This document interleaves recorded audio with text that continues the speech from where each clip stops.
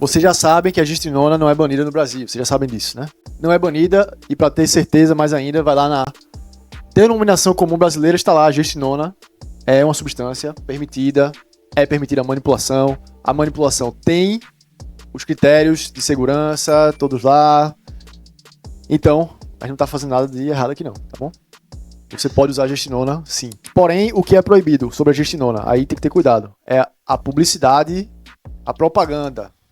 Tipo assim, vem na minha clínica colocar o chip da beleza. Essas coisas assim. Essa história veio dessa moça aqui, essa história do chip da beleza que ela estava usando, aí melhorou muito a estética dela, enfim. A gestrinona, ela é um progestágeno sintético derivado da 19-nortestosterona.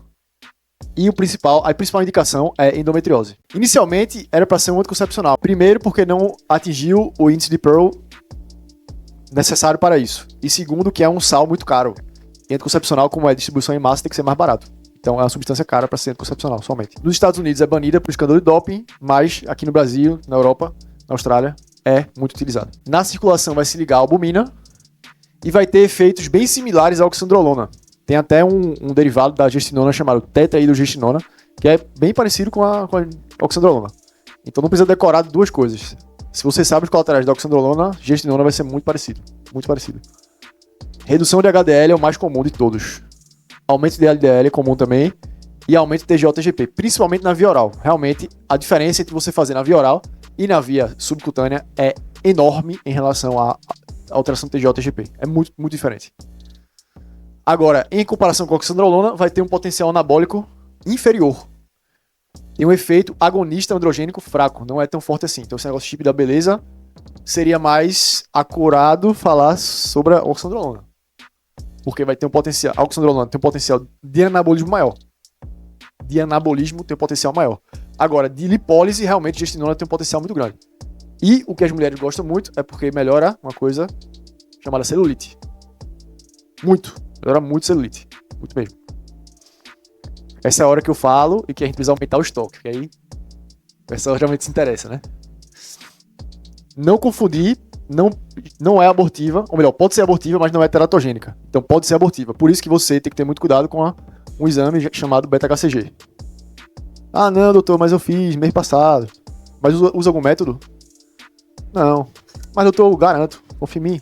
Então, tem um potencial anabólico inferior ao da oxandrolona e tem uma maior capacidade de androgenização. Então, se você, por exemplo, uma mulher que já usou oxandrolona e não teve colateral, com a gestrinona é possível que tenha, porque tem um potencial maior de androgenização. Tem um potencial maior. Tem um efeito androgênico maior, só que anabólico menor. Que o anabolismo é o que a gente quer. Ganho de massa, perda de gordura. A oxandrolona é melhor em relação a isso. Pois é, vamos explicar agora em relação aos hormônios por que isso acontece. Quando cai o estradiol, dá fome ou não dá? Na TPM. Quando cai o estradiol, fome fisiológica. Aumenta a fome. Então, realmente dá uma fome de verdade a mais. Quando cai a progesterona, que é um neurohormônio, reduz o bem-estar e irritabilidade. Aí dá vontade de comer doces. Já notaram que tem uma vontade específica de chocolate? Sabem por quê? Que é um precursor da serotonina. E progesterona também tem ação diurética. Então, quando você tem essa queda brusca aqui de progesterona, olha aqui, que é justamente aqui que acontece, você vai ficar com inchaço, aumento de fome e vontade de chorar ao mesmo tempo, né?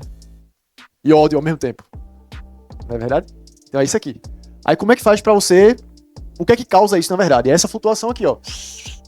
É essa flutuação que causa isso. Aí vocês vão entender agora por que pode usar a gestrinona nesses casos. Porque a gestrinona, assim como os anticoncepcionais, que também são tratamento para TPM, vão tornar isso aqui mais estável. Não vai ter essas flutuações, não vai ter essa queda brusca aqui. Que é a queda brusca que causa esses sintomas. Então é por isso que a gestrinona, assim como os anticoncepcionais, vão ser tratamento para TPM. Para não ficar decorando. Entenderam?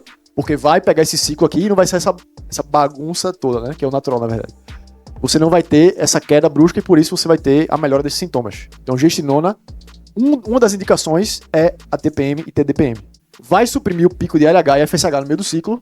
Então, aquele pico de LH, o que é que acontece junto com o pico de LH?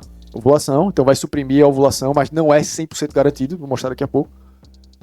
Vai ter um efeito anticoncepcional e vai suprimir esse ciclo aqui, ou seja, vai controlar essa subida e queda da segunda fase aqui de progesterona e estradiol. Esse efeito vai reduzir o estrogênio e a progesterona, e também vai ter um efeito diretamente nos receptores ectópicos da endometriose. Então, o efeito anti-endometriose especificamente no tecido aí. Aí esse efeito também é responsável pela amenorreia, que é da amenorreia. A amenorreia dá pra garantir? Garantir só a morte. Então, muito cuidado com isso aqui. Eu sempre associo o método contraceptivo.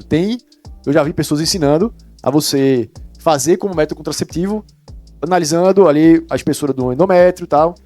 Eu vejo que é um negócio que pra mim não vale a pena não. Aí, aqui é importante vocês saberem. O efeito no receptor androgênico tem uma afinidade baixa e é agonismo. No receptor estrogênico e proestrogênico é ação antagonista. Então, é um antagonista estrogênico e antagonista proestrogênico. Por quê? Para vocês não decorarem. Porque vai inibir esse pico aqui. Se vai inibir esse pico, vai ter um antagonismo da progesterona do estrogênio. Na segunda fase do ciclo. Que é o que vai causar o efeito de melhora da TPM. É exatamente isso que vai causar esse efeito. Outra coisa, o que é que coincide o pico de LH nas mulheres, fora a ovulação? O pico de algum outro hormônio. Pico de testosterona. Então, se eu suprimo o pico de testosterona, aí eu vou falar pra vocês uma coisa que poucos sabem sobre a gestinona já. É que, isso aqui acho que alguns já sabem, que vai reduzir o SHBG. Isso é bom ou ruim? Isso é bom, porque vai aumentar a testosterona livre. Beleza. Porém, também vai ter uma redução da testosterona total. Pode ter uma redução da testosterona total. Justamente porque suprime esse pico de LH. Então, a testosterona total pode reduzir, apesar da livre aumentar. Em geral, vai causar aumento de libido. Mas, em alguns casos muito raros, pode até causar redução de libido.